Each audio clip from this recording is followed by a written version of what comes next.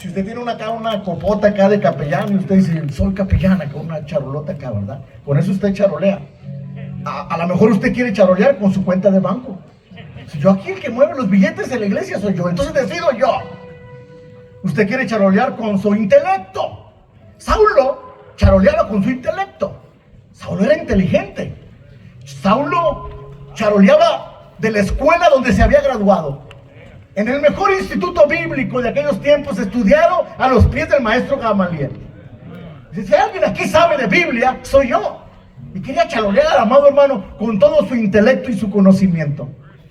Pero hay cosas en la vida, amado hermano, que no es charolear con cosas humanas, sino con el interior, con lo divino. ¿Cuántos dicen amén?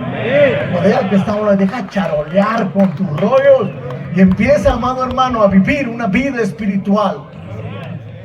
El primer código, amado hermano, para que se abran las puertas del reino es la obediencia. El primer código, la obediencia. Capítulo 2 de Hechos.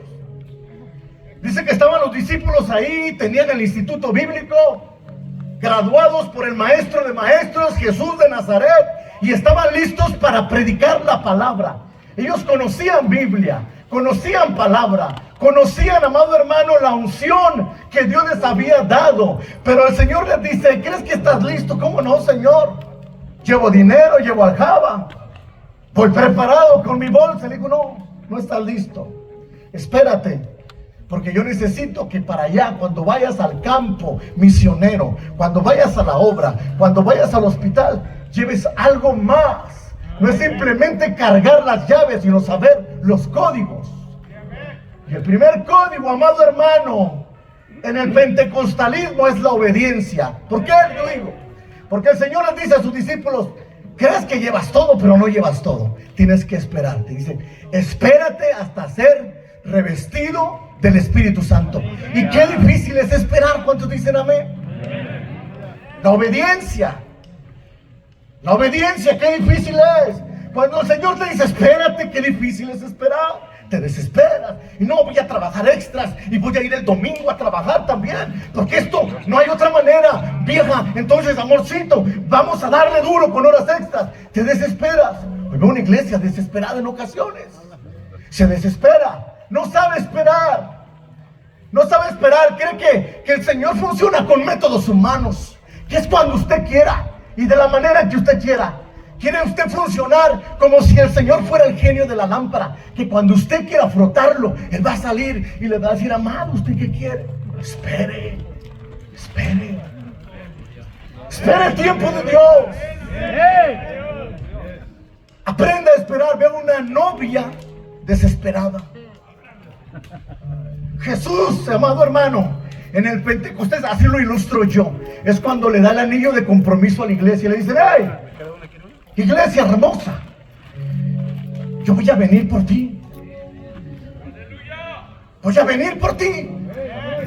Me estoy comprometiendo contigo hoy con este anillo del Espíritu Santo. Voy a venir por ti. Voy a regresar en una limusina para subir a mi novia en una gran nube y lo voy a llevar a las grandes bodas del Cordero. Pero espera limpia, pero espera resplandeciente. Arréglate, iglesia, porque yo, tu novio, vendré por ti. Pero hoy veo una iglesia que se desespera, coquetea con el mundo, coquetea con el mundo, le coquetea al mundo. Una iglesia que se está desesperando y utiliza métodos carnales y va allá y toma cosas de alguien que le coquetea discretamente a la iglesia. La iglesia empieza a ser enamorada con las cosas carnales. Tal parece que nos empiezan a gustar. Espera, iglesia. Sé paciente. Saulo creía que lo tenía todo. Creía que tenía el código. Cuando Saulo se subía a su caballo, sonaban sus llaves, sonaba con lo que charoleaba, que era el conocimiento, persiguiendo a la iglesia. Hasta que un día el Señor lo frena a rajatablas y le dice: Saulo, Saulo, ¿por qué me persigues? ¿Crees que lo eres todo? ¿Crees que lo tienes todo? Pero tienes que aprender a esperar. Y le da un domicilio, un lugar. Obediencia, hermanos. Primer código del pentecostalismo es la obediencia. Aprende a esperar. Los tiempos de Dios son perfectos. La obediencia es un acto de confianza y entrega a Dios.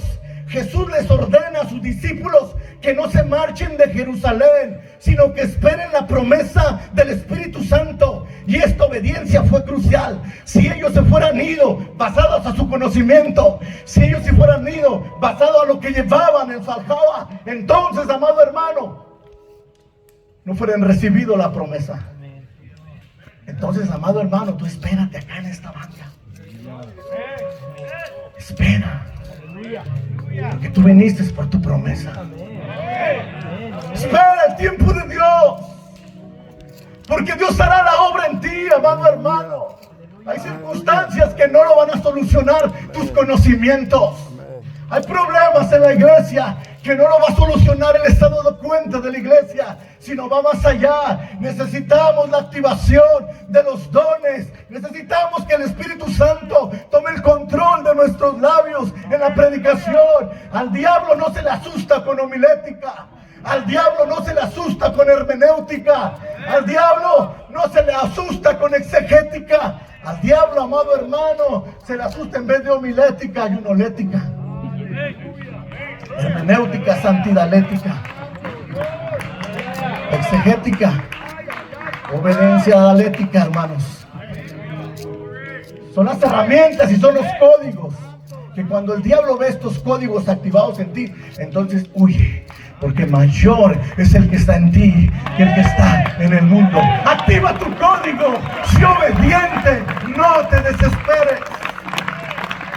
Segundo código del pentecostalismo, la oración.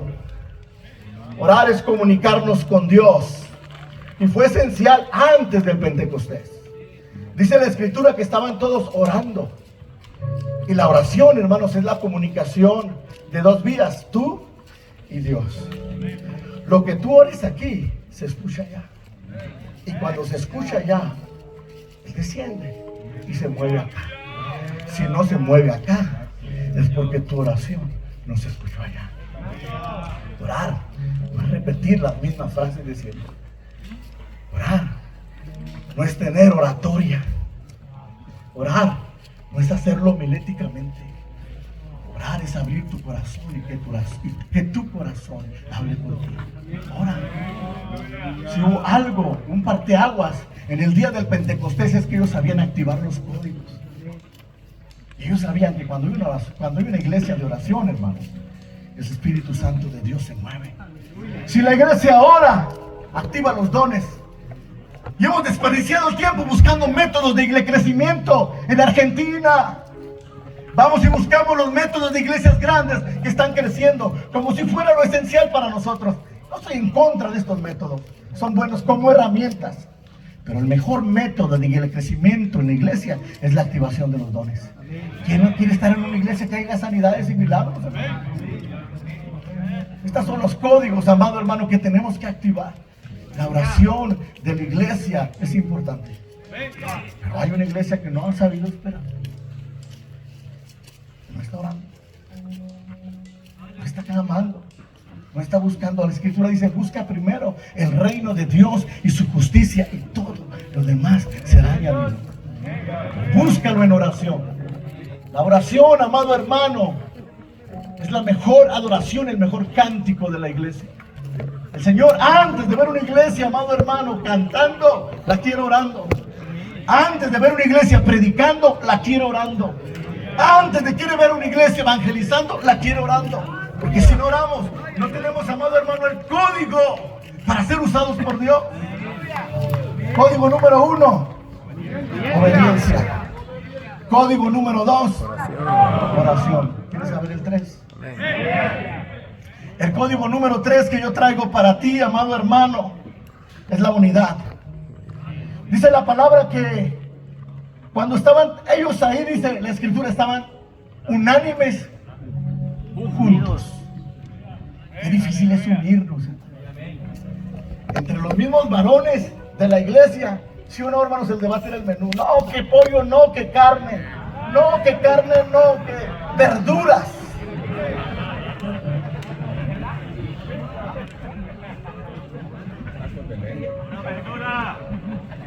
La unidad.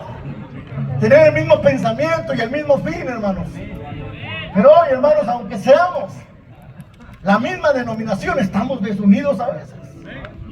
O solo pasa allá en el Pacífico con nosotros. Donde sea. Porque son los códigos que el enemigo quiere apagar. Dice, si les pongo nombre a cada iglesia y los apasiono de su nombre en vez de mi nombre, ya los perdí.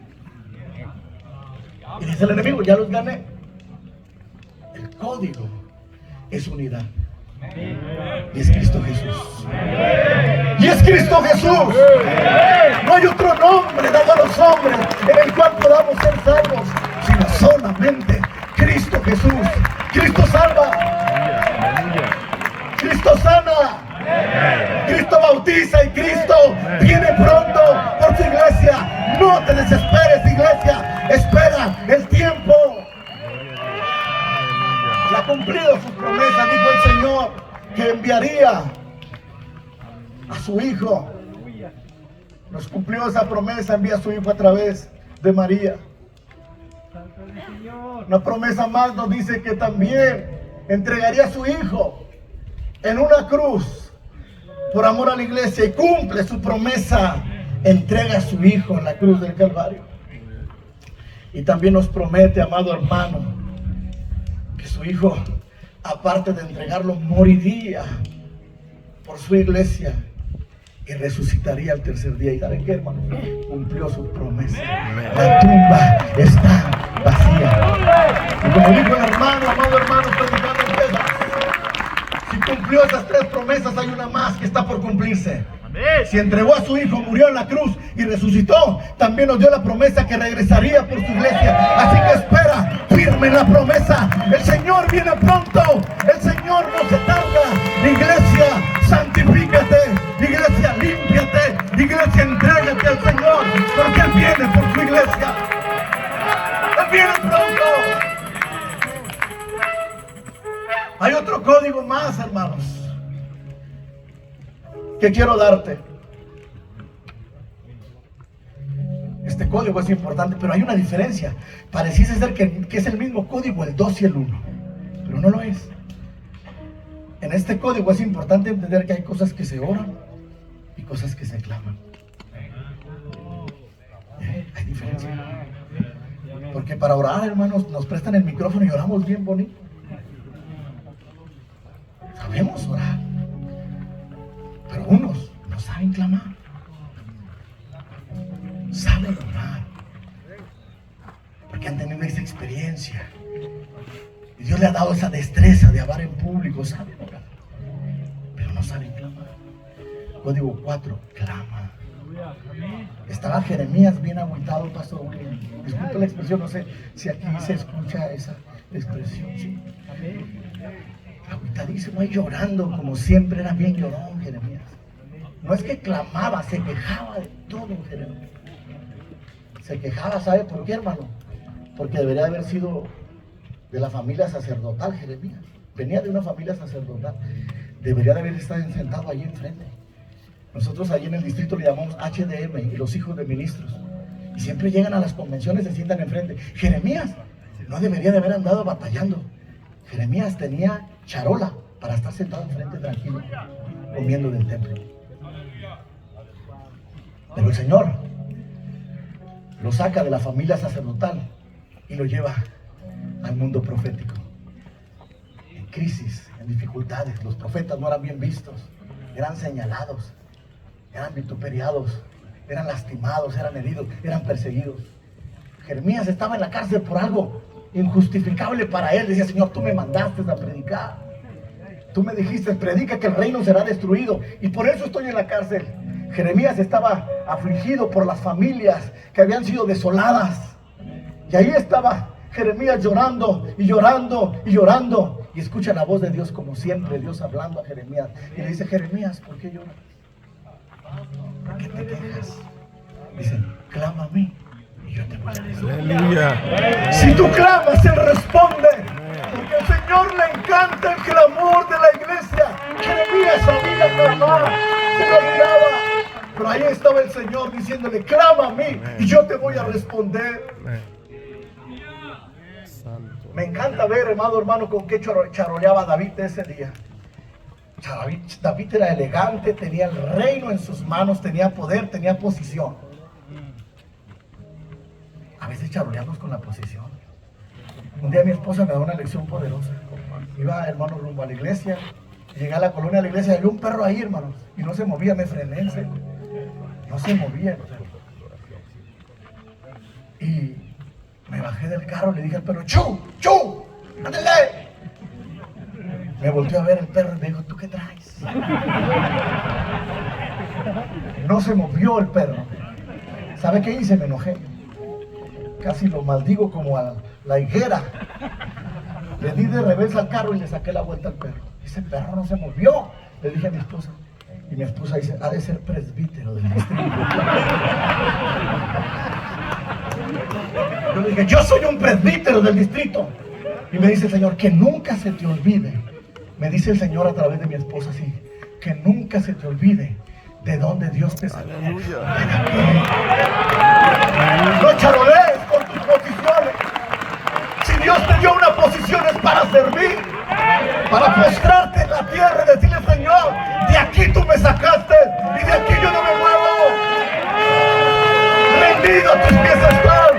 No importa la posición que yo tenga, soy un servidor tuyo de tu reino.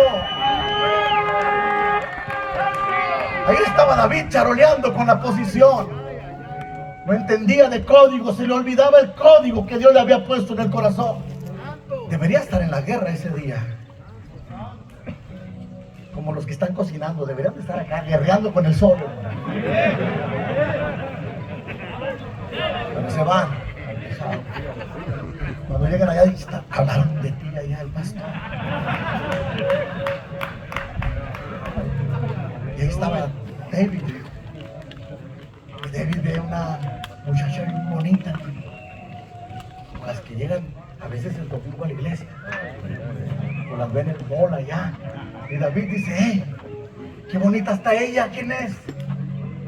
Pues es la esposa de tu mejor amigo, tu mejor guerrero. La deseó en su corazón. Usted conoce la historia, dice la Biblia, se la llegó, queda embarazada esa mujer. David tenía códigos humanos, carnales, diabólicos que quiso usar. Dijo, sencillo, estoy en un problema y un código cierra otro código, y empezó a buscar en su baúl de la mundanalidad códigos que le ayudaran a cerrar su problema. Encuentra uno y dice, tengo un código, inteligencia. ¿Tú crees, hermano, que eres tan inteligente? ¿Tú crees que eres más inteligente que Dios para tapar tu pecado? David pensó, amado hermano, que le iba a ganar a Dios en inteligencia y agarra un código y dice, trae Urías.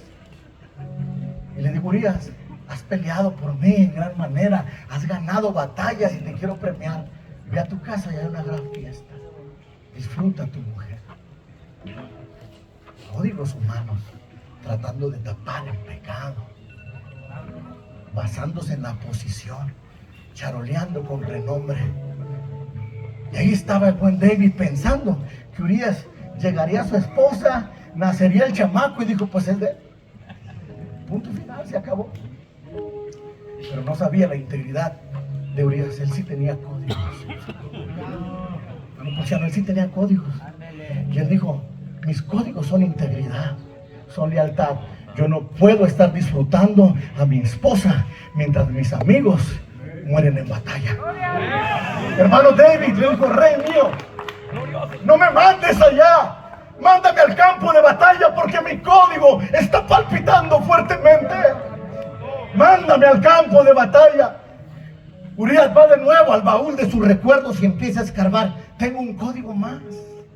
porque soy inteligente, porque tengo intelecto, porque tengo la posición, porque tengo el poder, porque tengo el recurso, porque soy el rey. Y levanta un código más y le dijo: hey, cuando lleves Urías, ponlo en el campo de batalla, en la línea de muerte. Se acabó el problema. Lo matamos. Códigos humanos diabólicos. A Urías y lo mandan al campo de batalla, en la línea de muerte. Urías muere y agoniza. Seguramente Urías, mientras agonizaba, creía que la muerte en ese momento valía la pena. Muero por mi Dios, muero dando lo último por cubrir mi código, que es la integridad. Muero dando lo último por cubrir mi código, que es obediencia. Y se acordó de su rey: muero también en nombre de mi rey. Urías murió pensando que valía la pena morir por su rey, que su rey era su mejor amigo, que su rey siempre lo amó, que su rey no lo defraudó. Muere Urías pensando que el rey era la mejor persona. Nada cambiaba aquí en la historia. David parecía que sus códigos habían solucionado los problemas. Y de repente, amado hermano, lo visita el pastor, el superintendente, Natán. Y dice: David, come on, David, siéntate aquí. Lo sentó ahí y dijo: ay, Señor, siempre cuando viene Natán, algo pasa. Profeta, el pastor, su pastor, Natán, ¿qué quieres de mí? Le dice: David, tú has sido bendecido de gran manera, pero te voy a contar una historia. Hay un hombre que solo tiene una animalito pastándolo por ahí, y otros tienen más, pero dice que tenía todo. Miró a la única que tenía aquel y la deseó, la llevó a su campamento, la echó a su parrilla, la cocinó y se la comió. David se recuerda que esto es injusto según sus códigos. Él dice: no, ese hombre, Natán, debe morir. Se le olvidó. Tenía otro código más, era la demencia. Se le olvidaba lo que hacía, se le olvidaban las broncas que se metía. Pecaba de demencia también. No os hagáis, dice la Escritura. Y lo voltea a Natán y le dice: mírame, David, a la cara. Ese hombre, ese miserable, ese hombre que lo tuvo todo y no lo valoró, que usó métodos y códigos humanos para subsistir, eres tú. Y dice el Señor: la muerte, la enfermedad, las circunstancias difíciles no solamente te tocarán a ti, sino rebasarán tu generación y serán también depositadas en tus generaciones. Vea usted la historia de David con sus hijos. Como sus hijos lastiman a sus propias hermanas.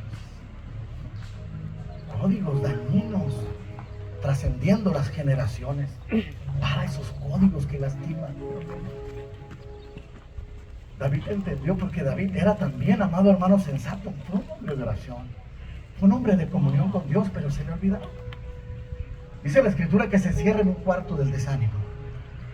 Cierro con esto, pastor. Se encierra en ese cuarto del desánimo. Esa es otra predicación que tengo, pero le voy a dar un pedacito acá. Y ahí está llorando, gimiendo. Lloraba, lloraba, lloraba, lloraba, lloraba. Se encerró ahí. La servidumbre le tocaba la puerta. Rey mío, ¿usted querrá comer algo? Rey mío, son muchos días y usted no ha comido. Coma algo. Y David no contestaba esa llamada a la puerta. Solo estaba ahí tirado, las lágrimas, los mocos, llorando, triste y afligido. Ahí estaban también en el palacio algunos jovencitos que David fue a rescatar en sus viajes de excursión. ¿Recuerdan a este que se lo tragó la tierra? ¿Cómo se llama el que se lo tragó la tierra? Coré, los hijos de Coré. Estaban ahí porque lo rescató, amado hermano, de la tierra de los maldecidos. Y vio ahí a dos jovencitos y él preguntó: ¿quiénes son estos? Son los hijos de Coré. Tráiganlos. Me los voy a llevar al palacio. Se los lleva al palacio. ¿Saben qué se convierten los hijos de Coré? En los del grupo de alabanza. ¡Aleluya! Y ya ve cómo son los de la alabanza, siempre andan metidos en todo. Mientras las mujeres tocaban a David, la servidumbre: David, come algo, come algo, come algo. Y nada comían. Ahí estaban los hijos de Coré, grabando toda la escena, todo el problemón en el que el rey se había metido, y viendo si tenía más códigos humanos que usar. Y en ese cuarto del desánimo, David empieza a escarbar y dijo: me doy por muerto. Humanamente no tengo códigos más que usar delante de ti, Señor. Pero tengo uno, que yo sé que tú me lo diste y me ayudó en el campo de batalla.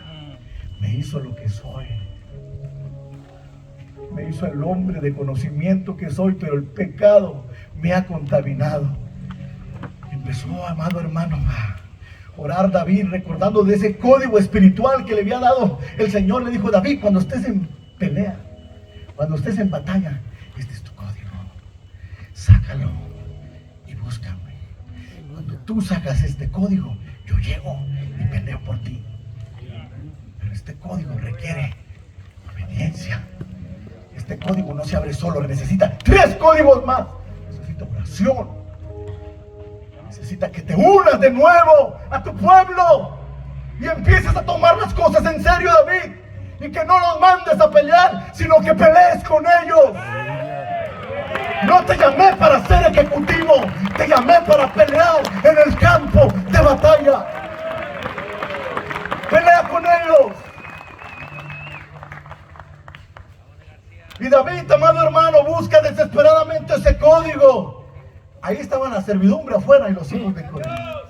Y de repente se empieza a escuchar un bramido ardiente.